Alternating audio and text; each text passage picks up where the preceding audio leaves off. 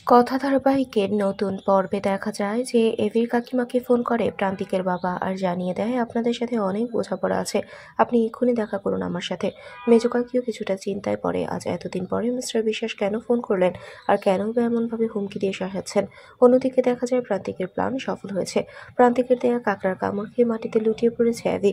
একটা পর্যায়ে কোনো দিশা না পেয়ে উপস্থিত সকলের কথা মতো অ্যাভির মাথায় পানি ঢালতে থাকে। তাতেও অ্যাভির জ্ঞান না ফিরে আসলে নিজের হাতের ব্যান্ডেজ খুলে নিজের সাধ্যমস্ত চেষ্টা চালিয়ে যায়। বসটা আড়ালে দাঁড়িয়ে দেখতে থাকে প্রান্তিক। শেষে সকলের সাহায্য নিয়ে অ্যাবিকে হোটেলে নিয়ে যায় কথা। হঠাৎ অ্যাবির কিছু একটা লাগবে ভেবে ম্যানেজার বাবুর সাথে কথা বলতে গেলে সেই সাধুবাবুকে দেখে চমকে ওঠে কথা। কথা ভাবতে থাকে, সাধু বাবাদের হাতে উল্কি থাকে ঠিকই, তাহলে এরকম আধুনিক উল্কি তো থাকে না। তো বন্ধুরা, কি করবে এবার কথা? ছদ্মবেশী সাধু বাবা প্রান্তিককে কি এবার হাতে নাতে ধরে ফেলবে কথা, নাকি পালিয়ে যাবে? তোমাদের কি মনে হয়? কমেন্টে জানাতে ভুলো না। এক্ষুনি একটি লাইক দিয়ে এবং কমেন্ট করে জানাও তোমাদের মতামত। ধন্যবাদ।